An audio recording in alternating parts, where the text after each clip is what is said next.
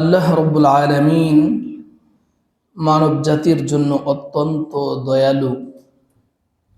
আল্লাহ তাআলা মানব জাতির প্রতি অত্যন্ত করুণাময়।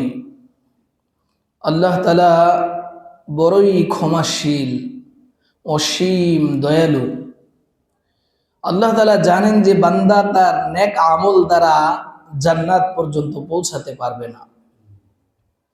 আল্লাহ জানেন যে বান্দা দুনিয়াতে গেলে আমাকে ভুলে যাবে।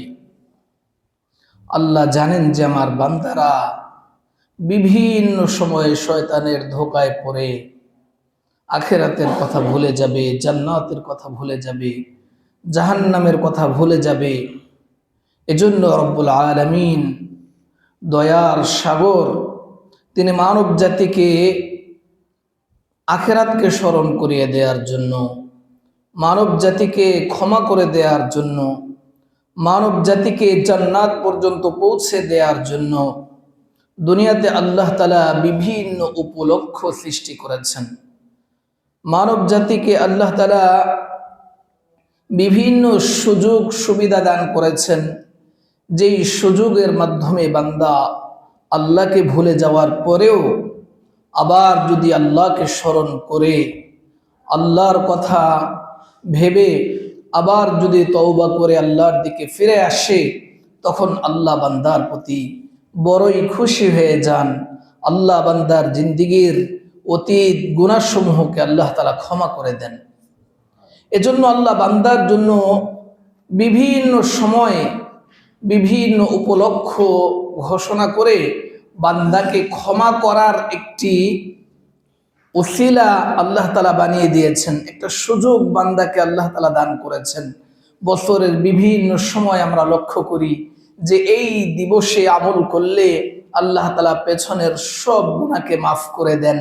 এই রজনীতে আমল করলে আল্লাহ তাআলা বান্দার গুনাহসমূহকে ক্ষমা করে দেন। কি বলেন, এমন রজনী আছে না? তাহলে আল্লাহ তাআলা এই সমস্ত উপলক্ষগুলো কেন সৃষ্টি করলেন? আল্লাহ জানেন যে আমার বান্দারা বড় দুর্বল। শয়তান যখন আমার বান্দাদেরকে প্ররোচনা দিবে, আমার বান্দা আমাকে ভুলে যাবে, আমার বান্দা জান্নাতের কথা ভুলে যাবে, আমার বান্দা মুহূর্তেই তার নিজের পরিচয়ের কথা ভুলে যাবে, আমার বান্দা গুনার সাগরে হাবুডুবু খাবে। কিন্তু তাকে তো মাফ করে দিতে হবে, তার জন্য তো জান্নাত তৈরি করেছি, তাকে তো জান্নাত পর্যন্ত পৌঁছে দিতে হবে। এজন্য দয়ার সাগর রব্বুল আলামিন আমাদেরকে এই সকল দিবস আমাদেরকে দান করে আমাদেরকে আবার স্মরণ করিয়ে দেন যে না, আমার তো একজন প্রতিপালক আছে, আমার তো একজন মহা মুনিব আছেন, যিনি আমার অতীতের ভুলগুলোকে ক্ষমা করতে ভালোবাসেন, যিনি আমাকে, আমি যদি আমার রবের কাছে যে ক্ষমা চাই তাহলে তিনি ক্ষমা করে আমাকে আপন রহমতের ছায়ায় আগলে নিবেন। এজন্যই রব্বুল আলামিন আমাদেরকে বিভিন্ন সময় উপলক্ষ ঘোষণা করে আমাদেরকে ডাকতে থাকেন। প্রতিদিন শেষ রাতে রব্বুল আলামিন আমাদেরকে ডাকতে থাকেন, আলা মিন মুস্তাগফিরিন ফাগফির লাহু, আরে আছে কি কেউ কোনো ক্ষমা প্রার্থনাকারী, আমি তাকে ক্ষমা করে দিব। আলা মিন মুস্তারজিকিন ফারযুকহু, আছে কি কেউ রিজিক প্রার্থনাকারী, আমি তাকে রিজিক দিয়ে দিব। আলা মিন মুবতালা, আছে কি কেউ বিপদগ্রস্ত, আমি তাকে বিপদ থেকে উদ্ধার করে দেব। আলা কাযা ওয়া কাযা, আরে আছে কি কেউ এমন এমন এমন, আমি তার সব কিছুকে পূরণ করে দিব। প্রিয় ভাইয়েরা আমার, প্রতিদিন আল্লাহ তাআলা আমাদেরকে ডাকতে থাকেন, আমাদেরকে ক্ষমা করে দেওয়ার জন্য আল্লাহ তাআলা উপলক্ষ ঘোষণা করতে থাকেন।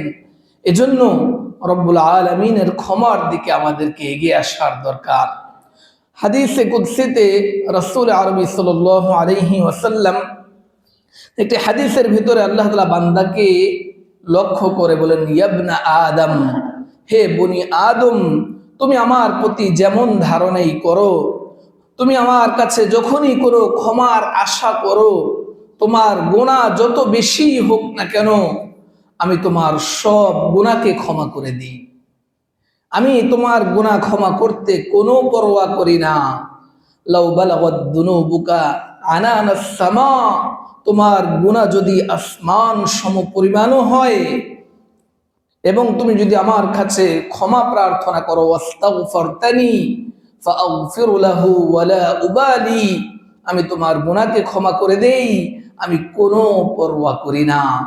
বান্দা, তোমার গুনাহ যদি গোটা জমিন ভরে যায়, আর তুমি ওই গোটা জমিন ভরা গুনাহ নিয়ে যদি তুমি আমার কাছে পৌঁছে যাও, এবং তুমি যদি কোনো শিরকে লিপ্ত না হও, তুমি যদি আমার কাছে ক্ষমা প্রার্থনা করো, আমি তোমাকে ক্ষমা করে দেই, আমি কোনো পরোয়া করি না।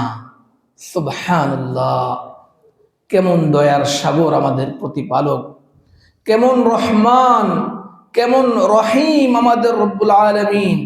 এজন্য প্রিয় ভাইয়ের আমার, আল্লাহর কাছে ক্ষমা প্রার্থনা করতে হবে। যখনই আমার দ্বারা কোনো অন্যায় হয়ে যায়, যখনই আল্লাহর কোনো নাফরমানি আমার দ্বারা সংঘটিত হয়, সাথে সাথে আমরা আল্লাহর কাছে ক্ষমা প্রার্থনা করব তো ইনশাআল্লাহ। আল্লাহ তাআলা আমাদেরকে তৌফিক দান করেন। প্রিয় ভাইয়ার আমার, বিভিন্ন মাধ্যমে আল্লাহ তাআলা বান্দার ক্ষমা আল্লাহ নিশ্চিত করে দেন।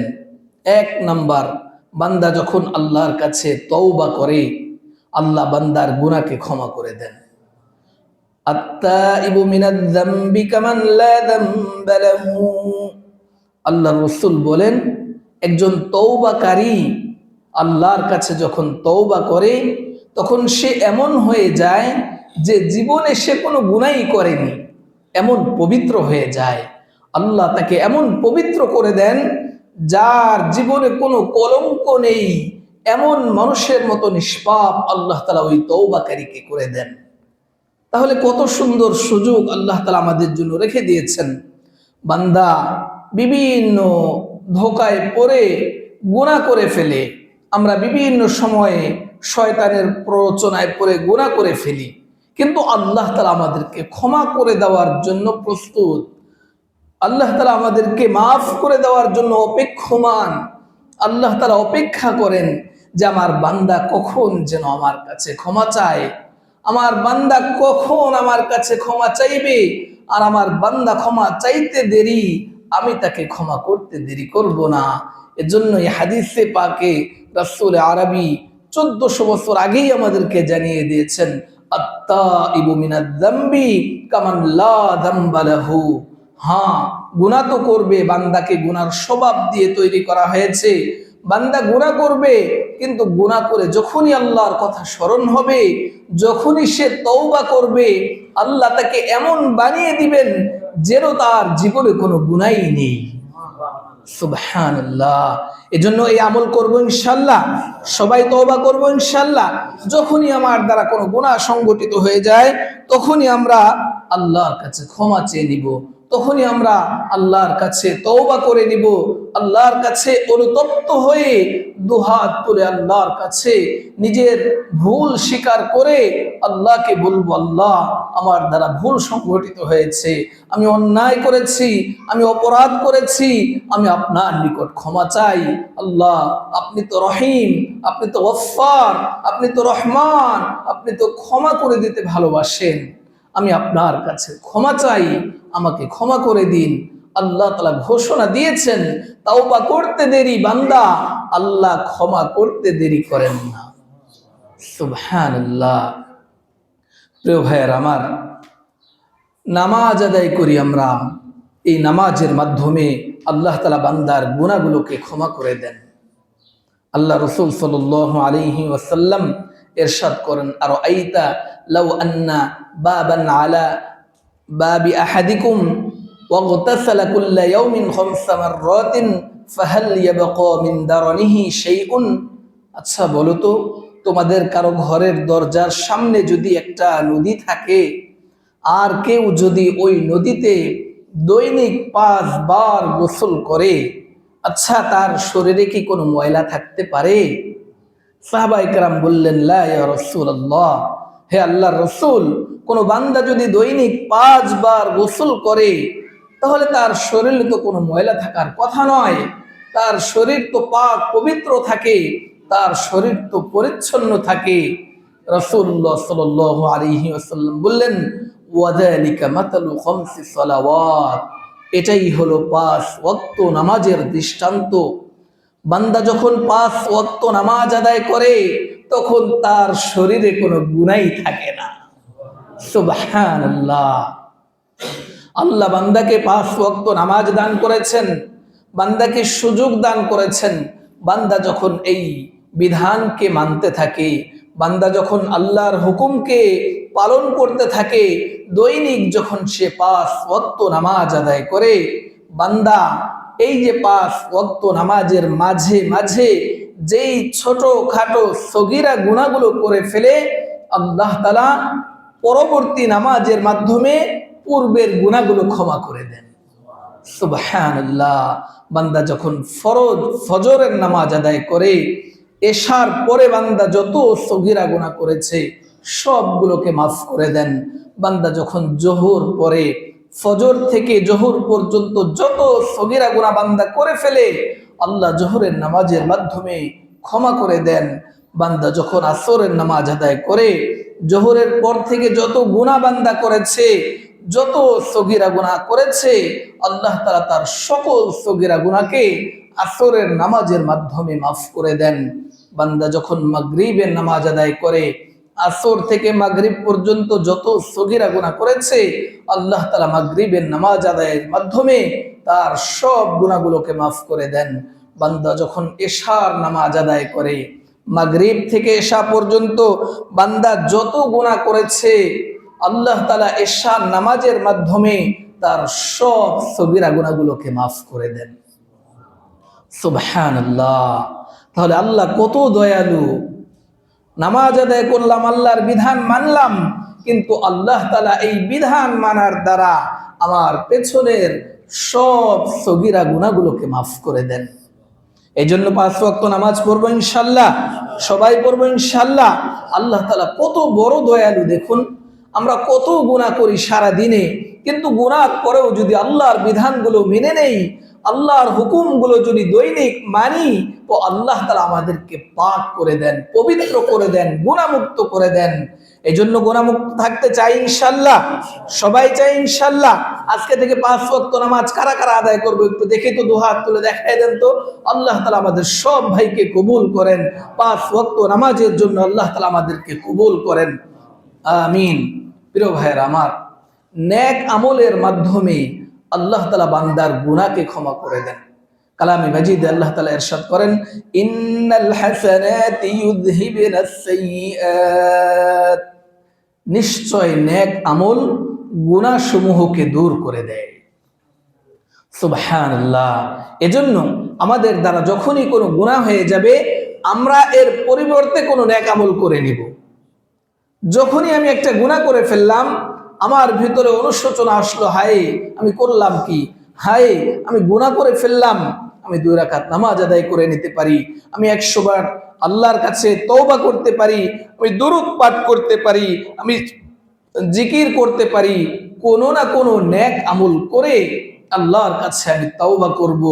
আল্লাহ তাআলা ওই নেক আমল দ্বারা আল্লাহ বান্দার গুনাহকে মাফ করে দেন।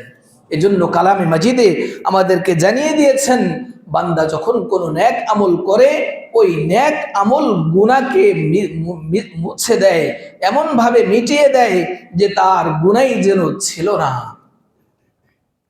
জুমার নামাজ আদায় করি আমরা, আল্লাহ রাসূল সাল্লাল্লাহু আলাইহি ওয়াসাল্লাম ইরশাদ করেন, মান তাওয়াদ্দা ফাআহসানাল ওযুআ থুম্মা আতা ইলাল জুমআতি, যে ব্যক্তি উত্তম রূপে ওযু করে, সুন্দরভাবে ওযু করে এরপরে মসজিদের দিকে গমন করে, জুমার নামাজের উদ্দেশ্যে বান্দা যখন মসজিদে গমন করে, বান্দার কদম ফেলতে দেরি, আল্লাহ তাআলা বান্দার অতীতের গুনাহ ক্ষমা করতে দেরি করেন না। সুবহানাল্লাহ। এই যে এক জুমা আমরা আদায় করি, পরের জুমা পর্যন্ত যত গুনাহ হয়ে যায়, যত সগীরা গুনাহ হয়, আল্লাহ তাআলা এই মধ্যবর্তী সগীরা গুনাহগুলোকে পরের জুমা দ্বারা ক্ষমা করে দেন। সুবহানাল্লাহ। আল্লাহ কত বড় দয়ালু, কত বড় রহিম আল্লাহ তাআলা। গত জুমা আদায় করেছি, আবার এই জুমা আদায়ের জন্য মসজিদে এসেছি, তো এই এক সপ্তাহের ভিতরে আমরা যত ধরনের সগীরা গুনাহ করেছি, তো আজকে জুমার মাধ্যমে আল্লাহ তাআলা আমাদের সব সগীরা গুনাহগুলোকে ক্ষমা করে দিবেন। সুবহানাল্লাহ। আল্লাহ বান্দাকে ক্ষমা করতে ভালোবাসেন। আল্লাহ যে বান্দাকে ক্ষমা করতে চান, এইটাই হলো তার প্রমাণ। আল্লাহর বিধান, আমরা আল্লাহর বিধান মানতেছি, কিন্তু আল্লাহ তাআলা আমাদেরকে পুরস্কার দিচ্ছেন কি? আমরা যত সগীরা গুনাহগুলো করলাম, এই সবগুলোকে দুনিয়াতে মাফ করে দিলেন। এর পুরস্কার তো থাকবেই, এটা তো পুরস্কারের বাহিরেও বলা যায়। পুরস্কার তো নামাজ আদায় করলাম, এর পুরস্কার তো আলাদাভাবে আল্লাহ কাল কিয়ামতের ময়দানে দিবেনই, পাশাপাশি আল্লাহ তাআলা আমাদের গুনাহগুলোকেও ক্ষমা করে দেন। প্রিয় ভাইয়েরা আমার, ওযু করি আমরা, বান্দা যখন ওযু করে, তিরমিজি শরীফের রিওয়ায়াতে এসেছে, বান্দা যখন ওযু করে, বান্দা যখন ওযুর পানি নিয়ে মুখ ধৌত করে, ইদা ইগসালা ওয়াজহাহু, যখন ওযুর পানি দিয়ে তার চেহারা ধৌত করে, খরাজা মিন ওয়াজহিহি কুল্লু খতিআতিন, ওযুর পানি তার মুখে ঢালার সাথে সাথে এই চোখ দিয়ে বান্দা যতগুলো গুনাহ করে, রাসূল বলেন খরাজাত মিন ওয়াজহিহি কুল্লু খতিআতিন, চোখ দ্বারা সে যত গুনাহ করেছে, মুখ ধোয়ার দ্বারা আল্লাহ তাআলা তার চোখের সব গুনাহকে ক্ষমা করে দেন। সুবহানাল্লাহ। ওয়াইদা গসালা ইয়াদাহু, এরপরে যখন সে আবার তার হাত ধৌত করে, খরাজাত মিন ইয়াদিহি কুল্লু খতিআতিন, বান্দার হাত ধোয়ার দ্বারা, তার হাত দ্বারা যত গুনাহ সে করেছে, রাসূল বলেন তার সব হাতের গুনাহগুলো বের হয়ে যায়। ওযুর পানির সাথে তার হাতের সব গুনাহগুলো ঝরে যায়। এরপরে বলেন ওয়াইদা ওয়াসালা রিজলাহু, যখন তার পা ধৌত করে, খরাজাত মিন রিজলাইহি কুল্লু খতিআতিন, পা দ্বারা বান্দা যত গুনাহ করেছে, আল্লাহ তাআলা তার সকল গুনাহকে মাফ করে দেন। সুবহানাল্লাহ। তাহলে বান্দা যখন ওযু শুরু করে, হাত ধৌত করে, হাতের গুনাহ চলে যায়, মুখ ধৌত করে, চোখের গুনাহ চলে যায়, পা ধৌত করে, পা দ্বারা যত গুনাহ করেছে, সব গুনাহকে আল্লাহ তাআলা ক্ষমা করে দেন। তাহলে দৈনিক আমরা কমপক্ষে 5 বার ওযু করে থাকি। তাহলে 5 বার যখন আমরা ওযু করে থাকি, 5 বার আমাদের সগীরা গুনাহ মাফ হয় কিনা? কি বলেন? প্রতিদিন যখন বান্দা 5 বার করে ওযু করবে, তার যত সগীরা গুনাহগুলো আছে, আল্লাহর রাসূল বলেন তার সব গুনাহকে আল্লাহ মুছে দেন। সব গুনাহকে আল্লাহ ধুয়ে মুছে তাকে পাক পবিত্র করে দেন।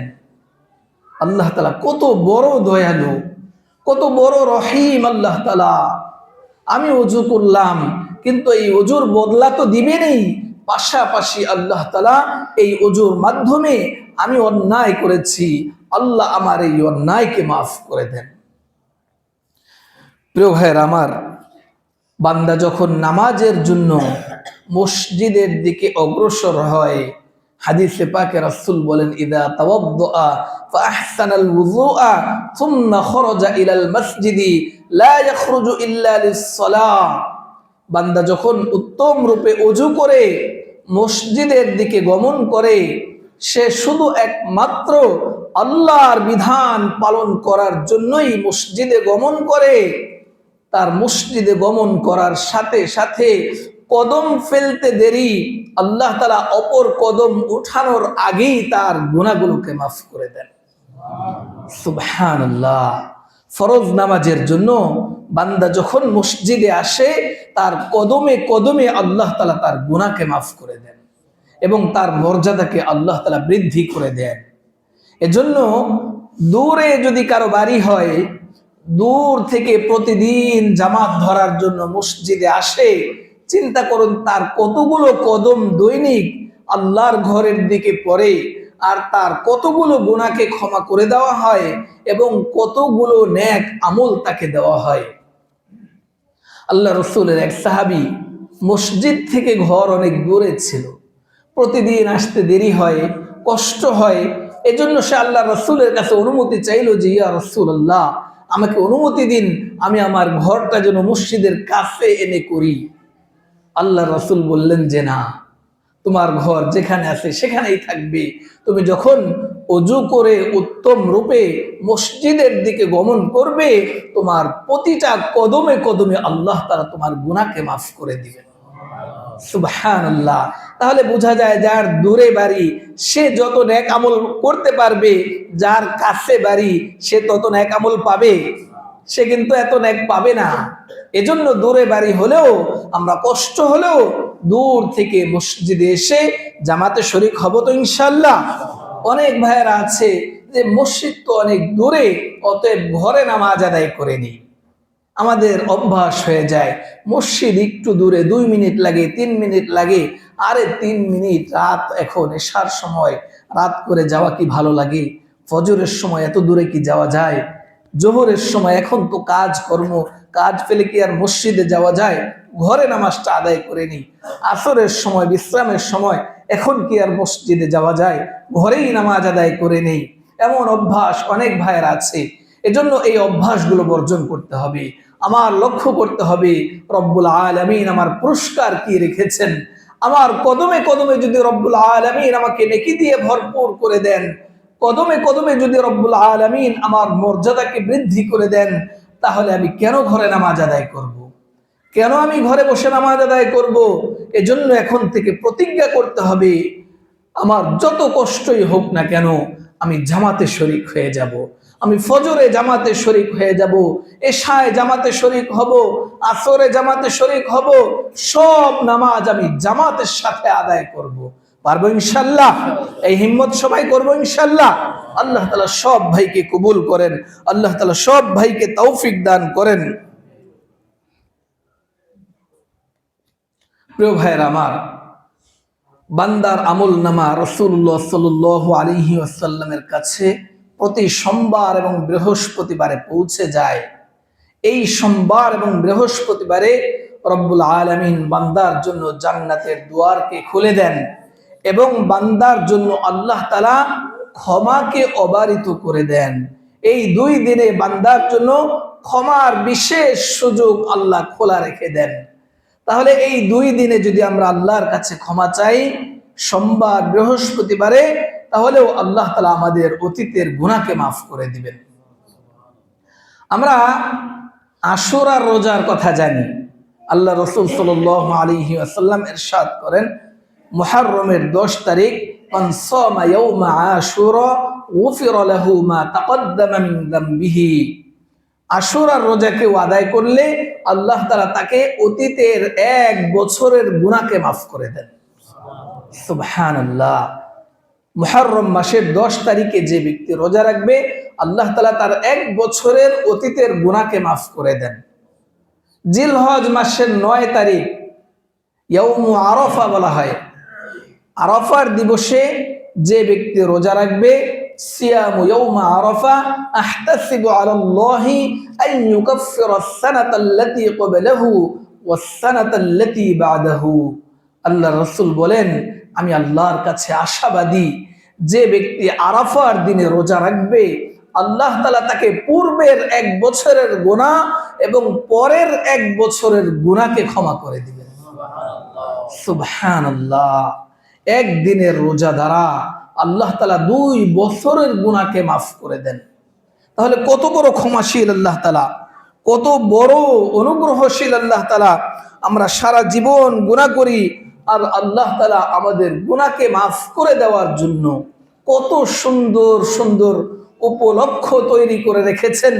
যেই উপলক্ষগুলোতে আমরা যখন আল্লাহর কাছে ক্ষমা চাইব, যেই উপলক্ষগুলোতে আমরা যখন নেক আমল করব, তখন আল্লাহ তাআলা আমাদেরকে ক্ষমা করে দিবেন।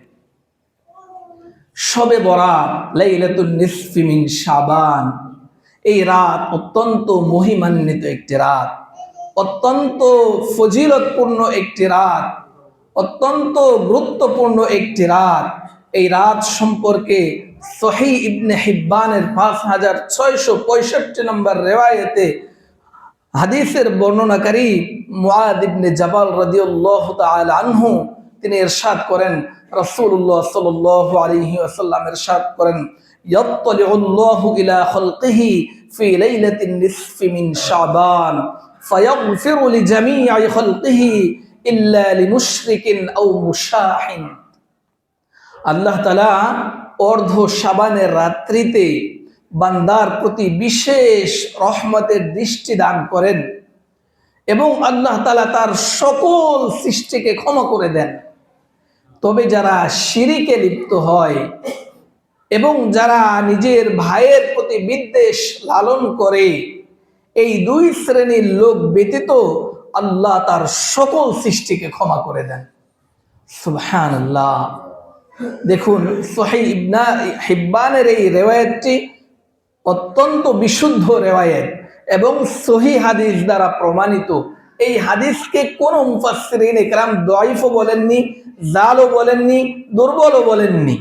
এই হাদিস অনেকগুলো রিওয়ায়াত থেকে সুস্পষ্ট যে এটা বিশুদ্ধ হাদিস। এমনকি আলবানী রাহিমাহুল্লাহু তাআলাও এই হাদিসকে বিশুদ্ধ হাদিস বলেছেন। অতএব শবে বরাতের যে ফজিলতের কথা, এটা সহিহ হাদিস দ্বারা প্রমাণিত। এটা এমন নয় যে কোনো দুর্বল হাদিস দ্বারা প্রমাণিত, এটা বিশুদ্ধ হাদিস দ্বারা প্রমাণিত। এখন যদি অন্য কোনো হাদিস নাও থাকে, সহিহ হিব্বানের 5665 নম্বর এই রিওয়ায়াত, একটা রিওয়ায়াতেই যথেষ্ট শবে বরাতের ফজিলতের জন্য। এজন্য অনেক ভাইয়েরা আমাদেরকে ধোঁকা দেয়। অনেক ভাইয়েরা বিভিন্ন সময় বিভিন্ন এমন এমন কথা বলে যে বান্দার হৃদয়ে এই রাতে আমল করার যে একটা আগ্রহ আছে, সেই আগ্রহটা নষ্ট হয়ে যায়। বান্দার হৃদয়ের ভিতরে শবে বরাতে অনেক ভাইয়েরা আলহামদুলিল্লাহ নেক আমল করার জন্য আসে। এই রাতের ফজিলত সম্পর্কে জেনে আল্লাহর রহমত যেহেতু অবারিত হয়ে যায়, সবার হৃদয়টা বড় উদার হয়ে যায়। অন্যদিন নামাজে না আসলেও দেখা যায় স্বেচ্ছায় মানুষ কত সুন্দর আল্লাহর ক্ষমা পাওয়ার জন্য, রহমত পাওয়ার আশায় সবাই দলে দলে মসজিদে চলে আসে। কি বলেন, আল্লাহ কি বান্দাকে ক্ষমা করতে কার্পণ্য করেন? আল্লাহ তো কার্পণ্য করেন না। আল্লাহ তো অবারিত সুযোগ রেখে দিয়েছেন বান্দাকে ক্ষমা করার জন্য। আল্লাহ তো উপলক্ষ তৈরি করে দিয়েছেন। এখন যদি আমরা বলি যে শবে বরাত সম্পর্কে যত রিওয়ায়াত আছে সব হলো জয়ীফ, দুর্বল, তাহলে আপনি গুনাহগার হবেন, নিঃসন্দেহে গুনাহগার হবেন। কিছু ভাইরা আছেন যারা আহলে হাদিস, তারা না জেনে না বুঝে শুধুই কেবল হাদিস জয়ীফ আর জাল বানানোর চেষ্টা করেন। সহিহ হাদিসগুলোকে জাল বানানোর জন্য তারা খুব পটু। তারাবি নামাজ 20 রাকাত, তারা 8 রাকাত বানিয়ে ফেলেছে। আচ্ছা ভাই, আমি এতটুকু বলি, তারাবি নামাজ তো রাসূলের জামানায় আল্লাহর রাসূল 20 রাকাত করেছেন। হযরত ওমর রাদিয়াল্লাহু তাআলা আনহু 20 রাকাত করেছেন। 20 রাকাতের প্রথা হযরত ওমর নিজে চালু করেছেন। তাহলে আল্লাহর রাসূলের সাহাবীর চেয়ে আপনি কি খুব বেশি বুঝে ফেলছেন? আল্লাহর রাসূলের সাহাবীর চেয়ে আপনি বেশি বুঝেন? আম্মাজান আয়েশা সিদ্দিকা রাদিয়াল্লাহু তাআলা আনহা রাসূলের ইন্তেকালের পরে 42 বছর পর্যন্ত মসজিদে নববীর কোণায় তার ঘর ছিল। মসজিদে নববীর কোণায় তার রুম ছিল। আম্মাজান আয়েশা 42 বছর পর্যন্ত তিনি দেখেছেন যে সাহাবায়ে কেরাম 20 রাকাত করে তারাবি নামাজ আদায় করছেন। তিনি কোনোদিন বাধা দেন নাই। তারাবি নামাজ যদি 8 রাকাতেই হইতো, আম্মাজান আয়েশা 42 বছরে একদিনও নিষেধ করতেন না। কি বলেন? 42 বছরে একদিনও নিষেধ করতেন না? অবশ্যই নিষেধ করতেন। তিনি ফকিহা ছিলেন। সাহাবায়ে কেরাম কোনো মাসআলায় সমস্যা হলে তার কাছে যেতেন, তিনি সমাধান দিতেন। তাহলে এমন একটা মাসআলা, 20 রাকাতের মাসআলা 42 বছর কোনো দিন তিনি নিষেধ করেন নাই। আর আপনারা এখন বাড়ায় ফেললেন যে তারাবি নামাজ 8 রাকাত। এটা কেমন কথা? মানুষের তবিয়ত হলো আমল কম করা। সবাই চায় আমল কম করতে। কি বলেন? আমরা চাই আরাম করতে, দুনিয়ার আরাম আয়েশ করতে, আনন্দ ফুর্তি করতে, সবাই চায়। 2 রাকাত কম হলে সুবিধা লাগে। কিন্তু এমন মানুষের ক্ষেত্রে যেখানে 20 রাকাত, সেটাকে যখন আপনি 8 রাকাত বানায় দেন, এটা বড়ই অন্যায় হয়, বড়ই জুলুম হয়। এটা বড়ই জুলুম। সবাই 20 রাকাত নামাজ আদায় করে আপনি 8 রাকাত করে হুর হুর করে বের হয়ে যান। আপনার কারণে যারা বিশ্বাঘাত পড়ে তাদের হৃদয়ের ভিতরে সংশয় সৃষ্টি হয়, তাদের হৃদয়ের ভিতরে বিশ্বাঘাতটা হালকা হয়ে যায়।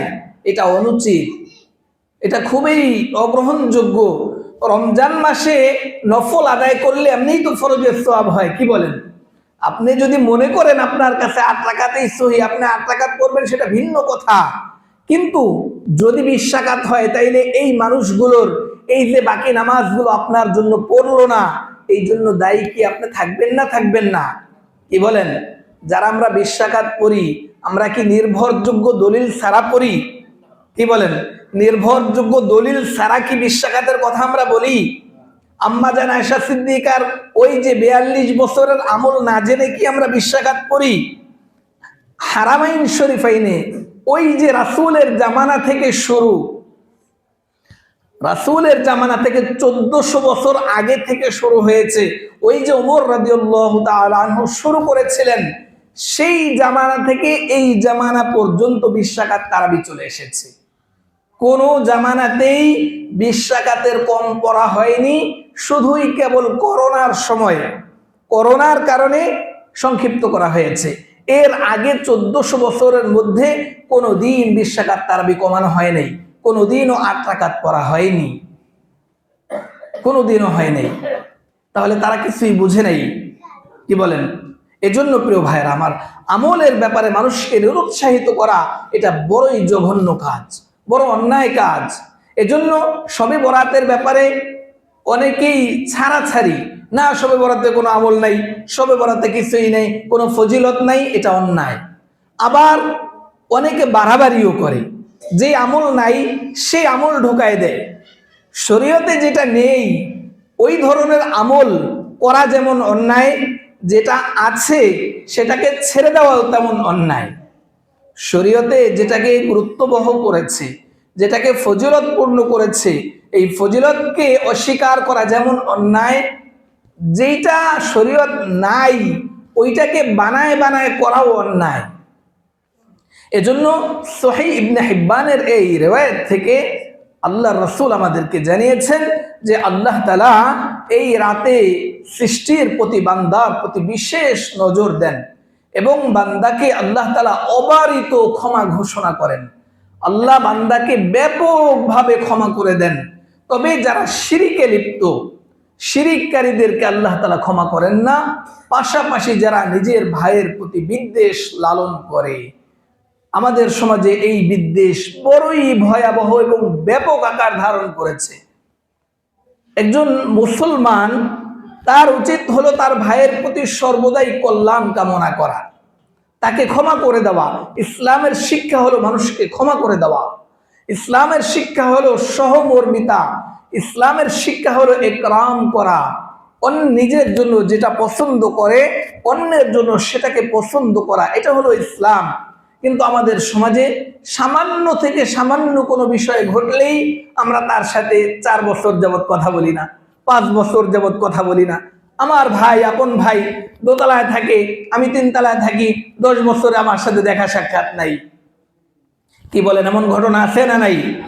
মেয়ে মায়ের সাথে কথা বলে না, ভাই ভাইয়ের সাথে কথা বলে না, চাচার সাথে কথা বলে না, দাদার সাথে কথা বলে না, প্রতিবেশীর সাথে 10 বছরে কথা বলে না।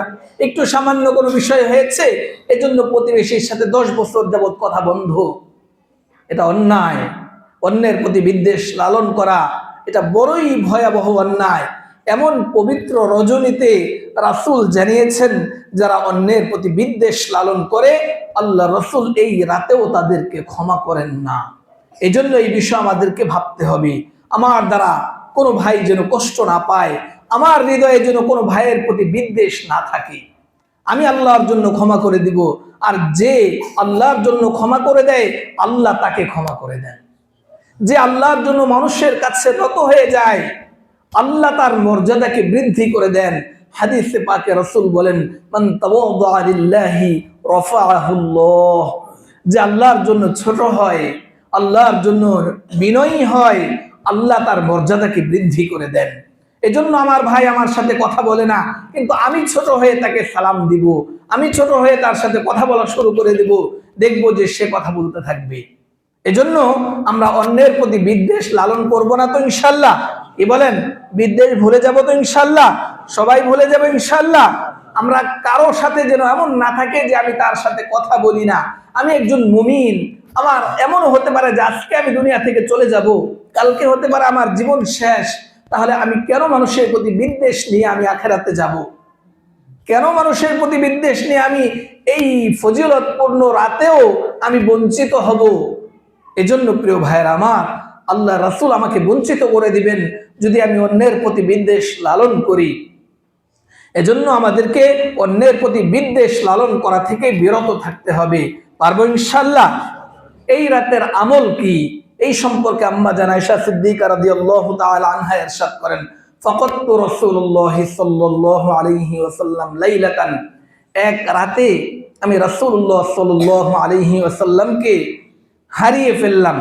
অন্য এক রাওয়ায়াতে আছে, এক রাতে আমি রাসূলুল্লাহ সাল্লাল্লাহু আলাইহি ওয়াসাল্লামকে দেখলাম যে তিনি নামাজে দাঁড়িয়েছেন। তিনি এমন দীর্ঘ সিজদা করছেন যে আমার আশঙ্কা হলো না যেন আল্লাহর রাসূল ইন্তেকাল করেছেন। আমার ধারণা হলো মনে হয় যে তিনি ইন্তেকাল করেছেন। এজন্য ফাহাররাকতু ইবহামাহু, আমি তার বৃদ্ধাঙ্গুলিকে নাড়া দিলাম। ফাতাহাররাকা ইবহামুহু, তখন তার বৃদ্ধাঙ্গুলি নড়ে উঠল। এরপরে রাসূলুল্লাহ সাল্লাল্লাহু আলাইহি ওয়াসাল্লাম যখন সিজদা থেকে উঠলেন, নামাজ শেষ করলেন, নামাজ শেষ করে আল্লাহ রাসূল আমাকে জিজ্ঞেস করলেন, আয়েশা তুমি কি ধারণা করেছো আল্লাহ আল্লাহ রাসূল তোমার প্রতি অবিচার করবে? আম্মা জান আয়েশা সিদ্দিকা রাদিয়াল্লাহু তাআলা আনহা বললেন, লা ইয়া রাসূলুল্লাহ, হে আল্লাহর রাসূল, আমি এটা ধারণা করিনি। তবে আমি ধারণা করেছিলাম যে আপনি হয়তোবা ইন্তেকাল করেছেন, যে এত দীর্ঘ সিজদা আদায় করছিলেন, আপনি কোনো নড়াচড়া করছিলেন না। এই অবস্থা দেখে আমার ভয় হয়েছে যে না যেন আপনি ইন্তেকাল করেছেন। তখন আল্লাহ রাসূল আম্মা জান আয়েশা সিদ্দিকা রাদিয়াল্লাহু তাআলা আনহাকে বললেন যে আয়েশা তুমি কি জানো যে এটা কোন রাত্রি? আম্মা জান আয়েশা সিদ্দিকা বললেন যে লা ইয়া রাসূলুল্লাহ, আমি জানি না। আল্লাহ রাসূল বললেন যে এটা এমন রাত্রি যে রাতে আল্লাহ তাআলা ফজর পর্যন্ত বান্দার প্রতি বিশেষ দৃষ্টি দান করেন এবং মুশরিক এবং মুশাহিন ব্যতীত সকলকে ক্ষমা করে দেন। সুবহানাল্লাহ। তাহলে এই দীর্ঘ হাদিস থেকে আমরা যে বিষয়টি জানতে পারলাম, শবে বরাতে আমল কি? শবে বরাতের আমল হলো নফল। এক নাম্বার কথা, শবে বরাতের আমল কি? নফল না ফরজ? নফল। তো এই রাতের আমল আল্লাহ রাসূলের জীবনী থেকে আমরা যেটা পাই সেটা হলো আল্লাহ রাসূল দীর্ঘ নামাজ আদায় করেছেন, লম্বা নামাজ আদায় করেছেন, অনেক লম্বা রুকু করেছেন, লম্বা সিজদা করেছেন। এইভাবে আমরা নেক আমল করব, নফল নামাজ আদায় করব। আমরা দুই রাকাত করে পড়তে পারি, যে কোনো সূরা পারি সেই সূরা দিয়েই পড়তে পারি। এটার জন্য বিশেষ কোনো আমল ঘোষণা নাই যে শবে বরাতে 4 রাকাত পড়তে হবে বা 8 রাকাত পড়তে হবে, 12 রাকাত পড়তে হবে, কোনো রাকাত নির্ধারিত নেই। আমার যতটুকু নেক আমল করতে মনে চায় আমি ততটুকু নেক আমল করব। আমার নামাজ আদায় করতে মনে চায়, ভালো লাগে, নামাজ আদায় করব। তেলাওয়াত করতে ভালো লাগে, তেলাওয়াত করব। তাসবিহ পড়তে ভালো লাগে, তাসবিহ পড়ব। ইস্তেগফার করতে ভালো লাগে, ইস্তেগফার করব। যত ধরনের নেক আমল আছে আমরা নেক আমল করব। পাশাপাশি আল্লাহর কাছে ক্ষমা চাইব। আল্লাহ যেহেতু নিজেই ক্ষমার ঘোষণা করেছেন, আল্লাহ ক্ষমা করতে চান, এই ঘোষণা যেহেতু আল্লাহ দিয়েছেন, অতএব আমাদের ক্ষমা চাইতে কোনো অসুবিধা আছে? এজন্য আমরা আল্লাহর কাছে এই রাতে বিশেষভাবে ক্ষমা প্রার্থনা করব। একটা বিষয় মনে রাখতে হবে, শবে বরাতের আমল এটা হলো একাকী আমল। সকল নফল আমল এটা একাকী। ফরজ আমল জামাতে, আর নফল আমল কি? একাকী। সকল নফল আমলের জন্য আল্লাহ রাসূল একাকী করতেন, গোপনে করতেন, এটা সবচেয়ে উত্তম। এই যে আমরা সুন্নাত নামাজ মসজিদে পড়ি না, আল্লাহ রাসূল ঘরে পড়তেন। নফল নামাজ যত আছে ঘরে পড়া উত্তম, মসজিদের চেয়ে ঘরে পড়া বেশি উত্তম।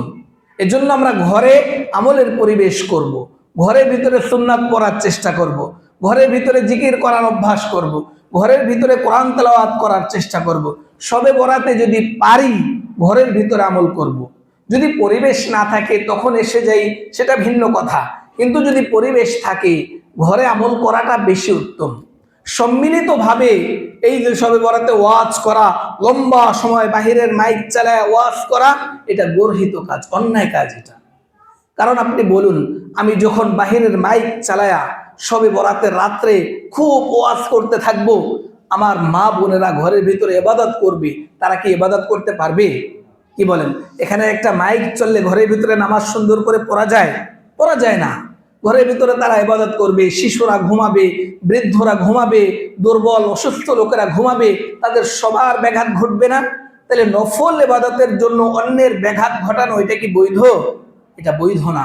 এই জন্য বাহিরে মাইক চালায়া শবে বরাতে খুব ওয়াজ করা, এটা অন্যায়, এটা জুলুম মানুষের আমলের উপরে। এজন্য এটা করা কখনোই উচিত না।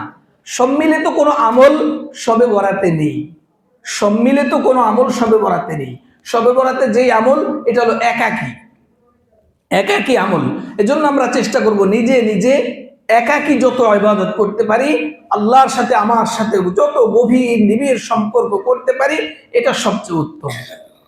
শবে বরাতের পরের দিন রোজার ব্যাপারে একটি রেওয়ায়াত আছে এবং এই রেওয়ায়াতটি দুর্বল, তবে আমলের ক্ষেত্রে দুর্বল রেওয়ায়াতও গ্রহণযোগ্য।